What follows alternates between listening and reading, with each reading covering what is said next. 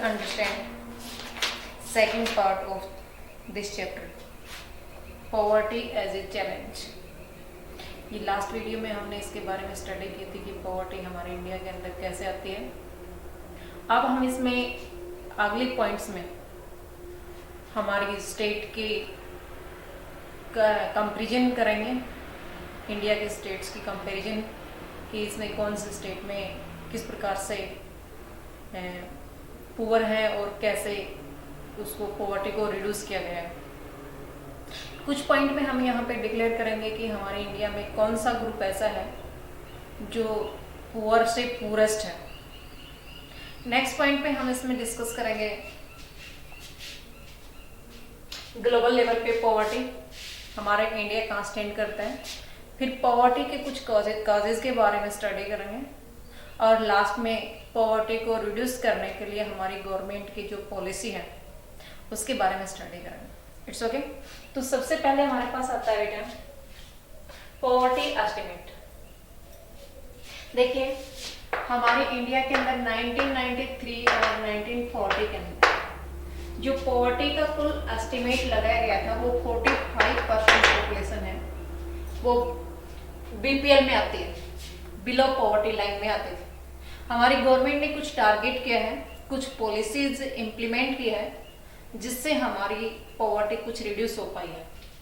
Next फिर हमारे पास जब सर्वे की गई थी तो 2004 और 5 उसके अंदर 37.2% पॉवर्टी को रिड्यूस किया गया था, यानी कि ये 45 से रिड्यूस होकर के यहाँ पे पहुंच गई थी। नेक्स्ट फिर उसके बाद में जब 2011 2011 और 12 में सर्वे किया गया था उस टाइम हमारे पास 21.9% बीपीएल पॉपुलेशन है, यानी कि बिलो पॉवर्टी लाइन से नीचे सर्वाइव करती है।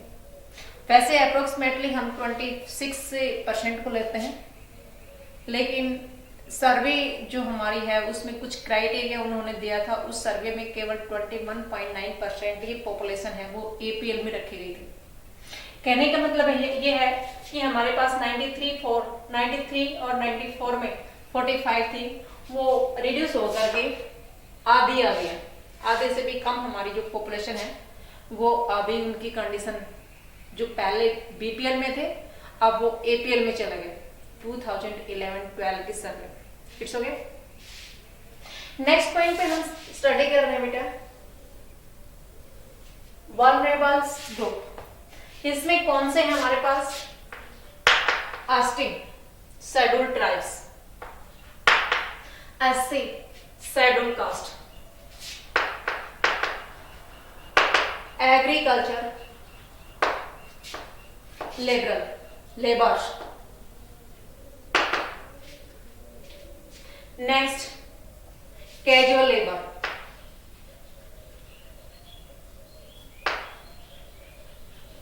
Casual labour it means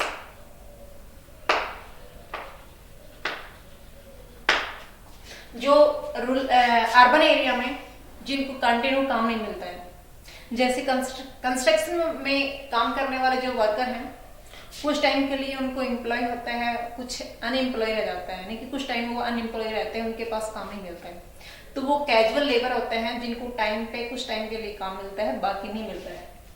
ST candidate के अंदर हमारे पास से जो है उसके अंदर 45.3%, उसके बाद भी हमारे पास 80 कैंडिडेट है वो 31.5% पुअर है। एग्रीकल्चर में जो लगे हुए हैं उन लोगों को कुछ टाइम भी काम मिलता है, बाकी नहीं मिलता है, इसलिए वो हम 39.8% है वो बीपीएल में है। कैजुअल लेबर में हमारे पास है 32.9%। It's okay. यहां तक हमारे पास जो पॉवर्टी का पहले तो टोटल एस्टिमेट था इंडिया का, फिर हमने कुछ ग्रुप्स को इंडिकेट कर दिया जहां पॉवर्टी का रेशियो सबसे ज्यादा है। तो पॉवर्टी रेशियो सबसे ज्यादा एसटी कैंडिडेट में है, शेड्यूल ट्राइब्स में है, जो हमारे पास आज भी कुछ उड़ीसा बिहार का एरिया ऐसा है जहां वो लोग फॉरेस्ट एरिया में रहते हैं और एजुकेशन से दूर दूर तक उनका कोई लिंक नहीं होता है, तो वो शेड्यूल ट्राइब्स में आता है। उसके बाद में 80 कैंडिडेट जो आपके विलेजेस में हैं, उनमें भी बहुत सारे लोग हैं वो पुअर हैं 31.5% में, एग्रीकल्चर में लगे हुए लोग भी, और उसके बाद में कैजुअल लेबर। ये तो हमारे पास कुछ ग्रुप्स हमारे इंडिया के अंदर हैं जिनमें ज्यादा पॉवर्टी है। अब जो ग्रुप है उस ग्रुप में भी कुछ ऐसे कैंडिडेट हैं जो पुअर में भी पुअरेस्ट पढ़ते हैं। ये हमारे पास वोमेन, चिल्ड्रन में भी यहाँ पे गर्ल्स चिल्ड्रन लगाएंगे,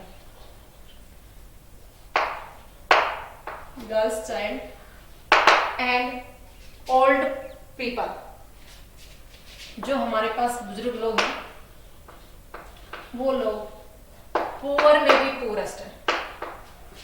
इट्स ओके। यानी कि जो पुअर यहाँ पे हमने ग्रुप मेजरमेंट किया था, अभी देखा था 80 कैंडिडेट, उसके अंदर भी जो वोमेन है वो सबसे ज्यादा पुअरेस्ट है, क्योंकि उनको वो बैलेंस डाइट, वो न्यूट्रिएंट्स नहीं मिल पाते हैं।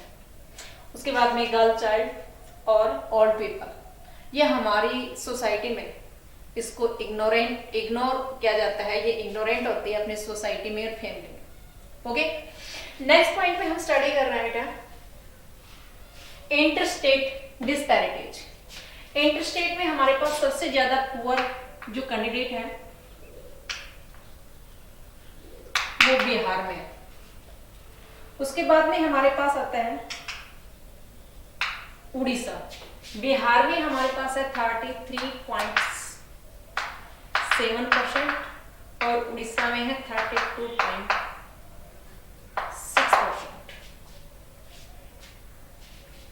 तो इन स्टेट में सबसे ज्यादा पॉवर्टी रहने का कारण इसमें नेचुरल डिजास्टर है, और इसमें भी लैंड रिफॉर्म का और साथ में नेचुरल रिसोर्सेज का रीजन बता सकते हैं। ओके, इंटरस्टेट डिस्पैरिटीज यानी कि इंटरस्टेट में जब हम कंपैरिजन करते हैं तो सबसे एडवांस जो स्टेट है वो केरल है। हमारे इंडिया में सबसे एडवांस स्टेट है। इसका रीजन केवल और केवल एक ही है, वो है ह्यूमन रिसोर्सेज। आप मैप में देखेंगे तो उसके अंदर नेचुरल रिसोर्सेज की लेक्सेस मिलेंगे। जो नेचुरल रिसोर्सेज हमारे पास है, अगर हम अलाइवल सोइल की बात करें तो उसमें हमारे पास नॉर्थर्न प्लेन में है। अगर नेचुरल रिसोर्सेज आयरन और सिल्वर, माइका, अदर जो भी हमारे पास सोर्स है वो हमारे जो मिडल पार्ट है इंडिया का उसमें है। कुछ एरिया साउथ का भी आता है, बट केरल में बहुत ही कम नेचुरल रिसोर्सेज है। बट उसका सबसे मेन एडवांस स्टेट होने का सबसे मेन रीजन क्या है? Human resources. They investment on human development of human resources as well as like education and health care. तो एजुकेशन पे जब हम इन्वेस्टमेंट करते हैं तो सबसे ज्यादा लिटरेसी रेट केरल में है, सबसे एडवांस स्टेट केरल की है, इसलिए केरल में हमारी इंटर स्टेट कंपैरिजन में सबसे एडवांस स्टेट मानी जाती है। उसका कारण मैंने आपको बता दिया कि वो सबसे ज्यादा इन्वेस्टमेंट ह्यूमन रिसोर्सेज पे करता है। नेक्स्ट इसी के साथ हम दूसरी स्टेट का कंपैरिजन करते हैं, वो हमारे पास आती है पंजाब, हरियाणा। ये दोनों जो स्टेट है, या यूपी भी इसके साथ लगा सकते हैं, इस स्टेट में सबसे ज्यादा डेवलपमेंट का रीजन एग्रीकल्चर ग्रोथ से है। और एग्रीकल्चर ग्रोथ हमारी डिपेंड करती है इरिगेशन सिस्टम पर। हमारे पास डेवलपमेंट इरिगेशन सिस्टम का डेवलपमेंट है। इट मींस पंजाब के अंदर 5 रिवर्स आती हैं जिससे वो कैनाल से अपनी इरिगेशन सिस्टम को स्ट्रॉन्ग बनाए हुए हैं और एग्रीकल्चर को की ग्रोथ से ज्यादा वो इनकम लेते हैं। अगर हम वैसे कंपैरिजन करें तो पंजाब के अंदर पर कैपिटा इनकम हमारी इंडिया में सबसे एडवांस है। सबसे ज्यादा पर कैपिटा इनकम पंजाब की है, क्योंकि पंजाब की जो स्टेट है, Punjab state has a fertile soil and a strong irrigation system. They growth the maximum to the agriculture development. तो उनकी जो ग्रोथ है वो सबसे ज्यादा एग्रीकल्चर से ही डिपेंड है। बट हम एडवांस स्टेट को केरला को ही मानते हैं।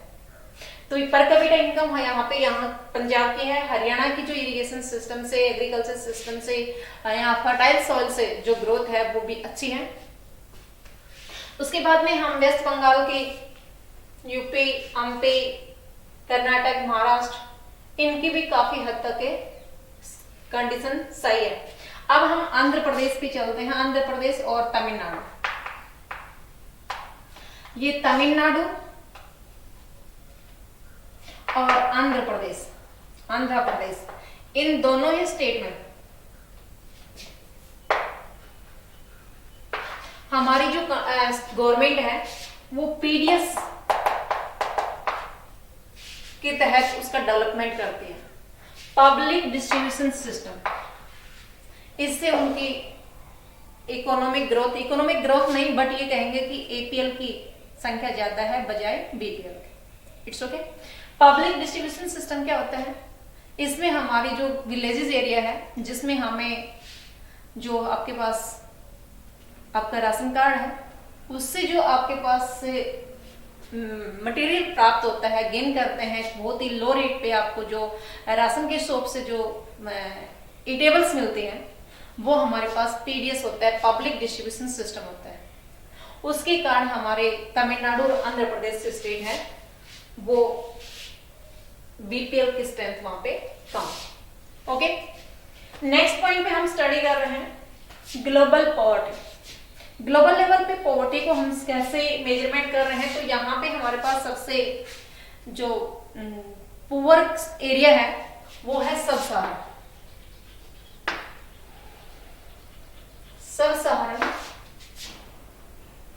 जो एरिया है, डेजर्ट एरिया है अफ्रीका। सहारा रेगिस्तान, सहारा डेजर्ट जो आपने मैप में देखा था, तो सहारा जो डेजर्ट एरिया है उस एरिया में सबसे ज्यादा पॉवर्टी है और रिड्यूस भी उसमें बहुत कम हो पाता है। बहुत ही लो उसका स्पीड है और उसमें रिड्यूस का चांस कम है। ओके, उसके बाद में हमारे पास जो साउथ एशिया है,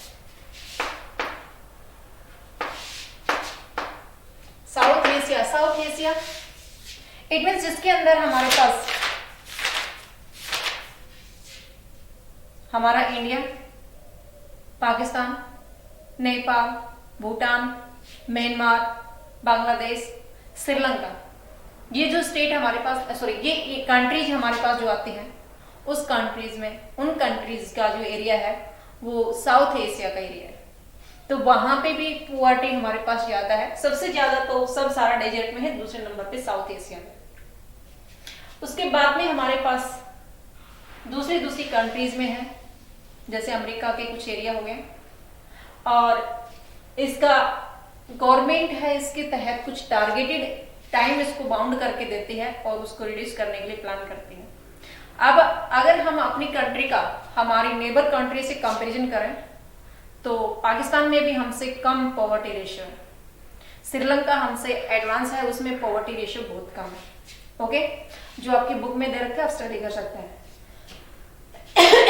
नेक्स्ट पॉइंट पे हम स्टडी कर रहे हैं बेटा causes of A poverty. Poverty के लिए सबसे मेन रीजन हमारे पास हिस्टोरिकल रीजन है।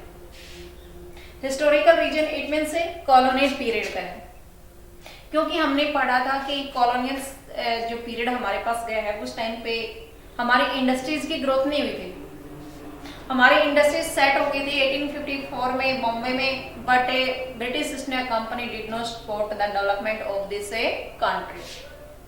अब वहां पे जब उसमें इंडस्ट्रीज नहीं लगेंगी और ना ही उन्होंने एग्रीकल्चर को प्रमोट करने के लिए, एग्रीकल्चर सिस्टम को डेवलप करने के लिए कोई स्कीम, कोई पॉलिसी इंपोज की थी, किसी प्रकार का उसने लैंड रिफॉर्म का काम नहीं किया था। और साथ में उन्होंने इंडिया में काफी एक्सप्लोटेशन किया था। तो उसका मेन रीजन है इंडिया की पॉवर्टी का। तो ये इसका मेन रीजन हो गया। सेकंड हमारे पास आता है बेटा low growth rate of income and then high growth rate of a population. क्योंकि इंडिया के अंदर पॉपुलेशन की ग्रोथ बहुत स्पीडली होती है, सेकंड लार्जेस्ट कंट्री है ये वर्ल्ड की, और पॉपुलेशन ज्यादा होने के बावजूद लोगों को जॉब अपॉर्चुनिटी नहीं मिल पाती है। हमारी गवर्नमेंट प्राइवेट और गवर्नमेंट सभी प्रकार की सर्विसेज को इम्पोज करती है, बट फिर भी उसमें रिक्वायरमेंट से अकॉर्डिंग जॉब क्रिएट नहीं हो पाती और लोगों को जॉबें नहीं मिलती है। इसलिए मैक्सिमम जो पॉपुलेशन है वो लो वेजेस पे काम करने के लिए एग्री होती है। यही रीजन है कि हमारे इंडिया में फॉरेन कंट्री के, या हम ये कहेंगे एमएनसीज कंपनी जो है, MNC companies it means multinational company जो इंडिया में सेट है, उसका रीजन भी यही है, हाई पॉपुलेशन और ए लो वेजेस रेट। ओके, तो हमारी पॉवर्टी ऐसे रिड्यूस नहीं होगी क्योंकि लो वेजेस पे काम करने के लिए हमारी पॉपुलेशन है, हमारी जो वर्कर है वो एग्री होते हैं क्योंकि उनके पास जॉब अपॉर्चुनिटी नहीं है। नेक्स्ट पॉइंट पे हमारे पास आता है बेटा सोशल कल्चरल। ये भी पॉवर्टी का मेन रीजन है। सोशल इट मीन्स हमारे पास जो हमारी सोसाइटी की एक्टिविटी है, जो मैरिज है, दूसरी पार्टी है, या ये कहेंगे कि कल्चरल में हमारे पास जो रिलीजन सेरेमनी है, हम अपनी धार्मिक क्रियाकलाप में बहुत सारा इन्वेस्टमेंट करते हैं, जो हम अपनी सोसाइटी के अंदर अपने आप को सुपीरियर करने के लिए इन्वेस्टमेंट करते हैं, वो हमारी पॉवर्टी का रीजन बन जाता है। कुछ लोगों के पास इनकम के सोर्स होते हैं, वो इस प्रकार की सेरेमनी को कंडक्ट कर लेते हैं, बट दूसरे जो लोग हैं वो जो लैंडलॉर्ड होते हैं उनसे कर्ज लेते हैं, इंटरेस्ट पे पैसा लेते हैं, तो उस थोड़े समय के बाद में वो डेबिटनेस हो जाते हैं और उसके बाद में वो पॉवर्टी का रीजन बन जाता है। नेक्स्ट हमारे पास आता है बेटा unequal distribution of land and other resources. Unequal distribution क्योंकि हमारी जो लैंड है उसमें लार्जेस्ट फार्मर और स्मॉल फार्मर में काफी डिफरेंसेज है। हमने फर्स्ट चैप्टर में स्टडी की थी कि बहुत सारे जो एक पालमपुर विलेज का इमेजिनरी करके कि उसमें बहुत सारे लोग हैं, वो 2 hectare land, less than 2 hectare land पे डिपेंड करते हैं, और जो 10 हेक्टेयर लैंड जिसके पास होती है वो बहुत ही कम लोग होते हैं। तो इसमें ज्यादा पॉपुलेशन है वो कम एरिया के ऊपर या कम लैंड उसके पास कल्टीवेशन के लिए होता है।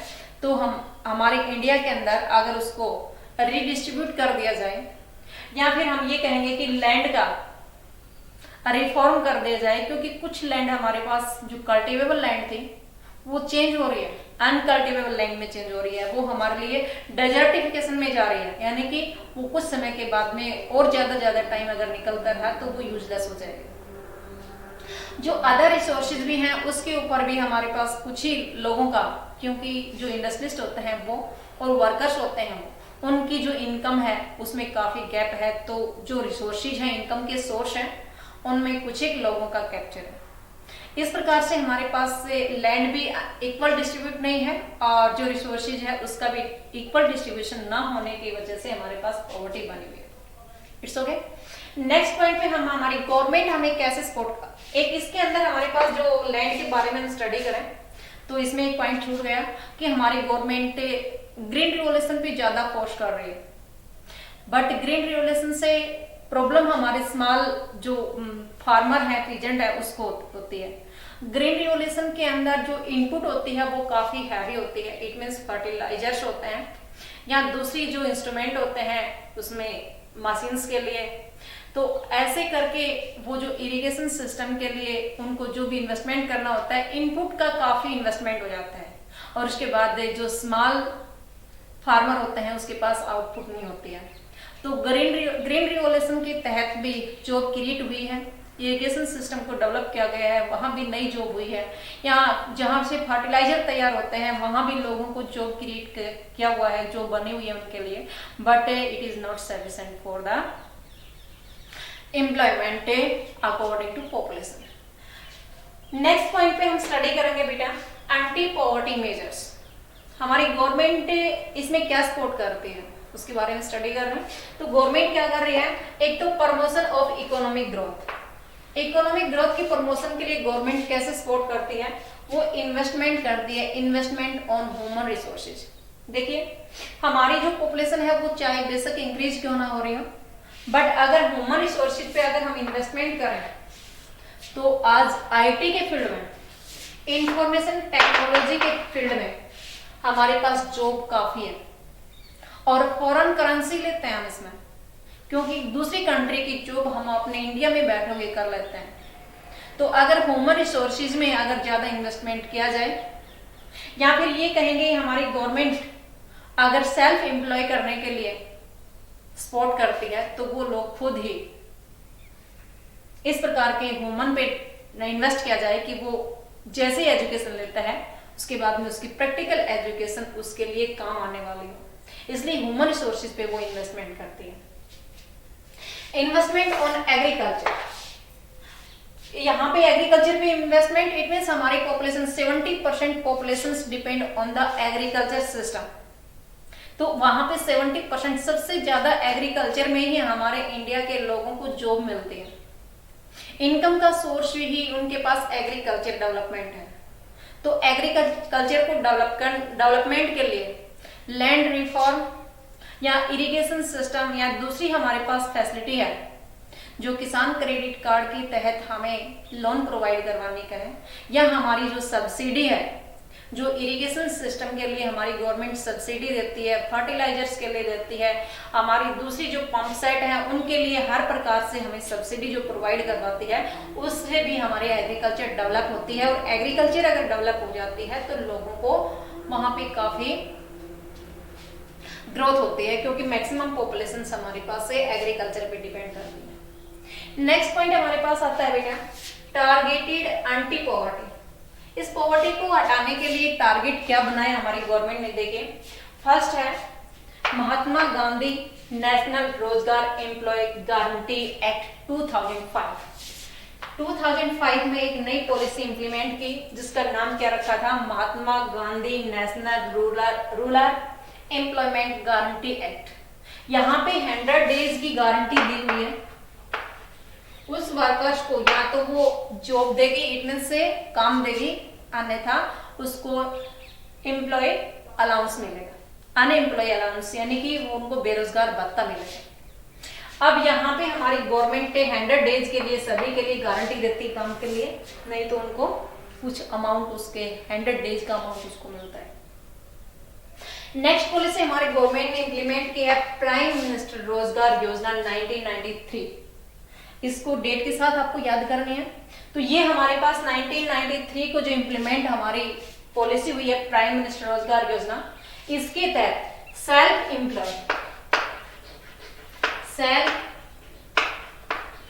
एम्प्लॉयमेंट के लिए काम करने के लिए, स्मॉल स्केल इंडस्ट्रीज पे इन्वेस्टमेंट करने के लिए हमारी गवर्नमेंट सपोर्ट करती है कि जो आदमी एजुकेशन लेता है उसके बाद में वो अपनी छोटी स्मॉल स्केल इंडस्ट्री डेवलप करे, खुद सेल्फ एम्प्लॉय हो और साथ में दूसरे लोगों को भी लिए जॉब क्रिएट करे। ओके, नेक्स्ट पॉइंट पे हमारे पास आता है बेटा रूरल एम्प्लॉयमेंट जनरेशन प्रोग्राम। ये 1995 में इंप्लीमेंट हुआ था। उस टाइम पे हमारे पास 10th 5 ईयर प्लान था।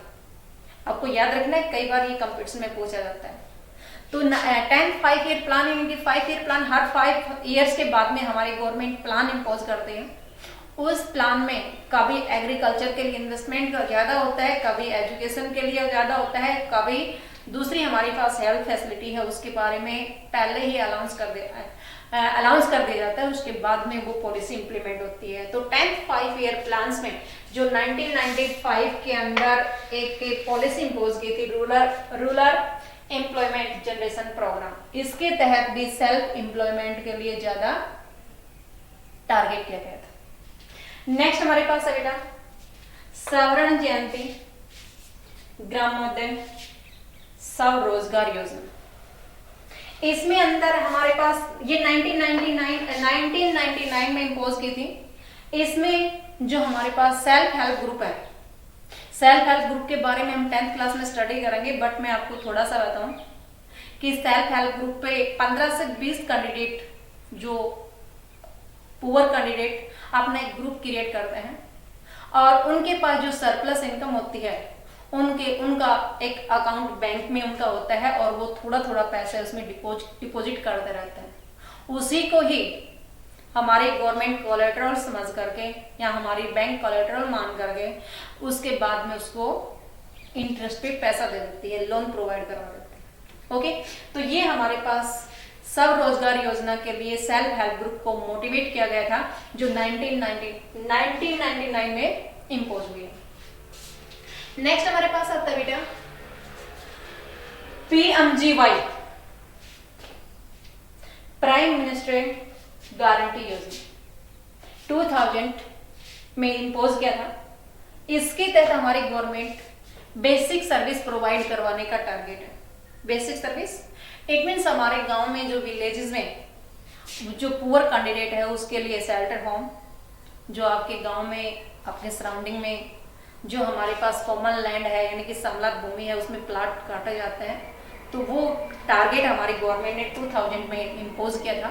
उसके तहत गरीब लोगों को रहने के लिए, साथ में उनके पास सैनिटेशन के लिए, इलेक्ट्रिसिटी के लिए और दूसरी वाटर फैसिलिटी आदि, ये सभी जो फैसिलिटी हमारी गवर्नमेंट उनको पुअर कैंडिडेट को प्रोवाइड करवाती है आपके सराउंडिंग में, आपके विलेजेस में, आपके जो ऐसे कैंडिडेट हैं उनको जो प्लाट आदि काट के देती है, वो इम्पोज की है, वो पॉलिसी इम्पोज की है 2010 में, जिसके तहत उनको ये सारी फैसिलिटी मिलती है। तो basic service provide, basic facility provide करवा देती है। इसके तहत हमारी गवर्नमेंट हमारी BPL कैंडिडेट को की स्ट्रेंथ को कम करने के लिए उनको सपोर्ट करती है। It's okay.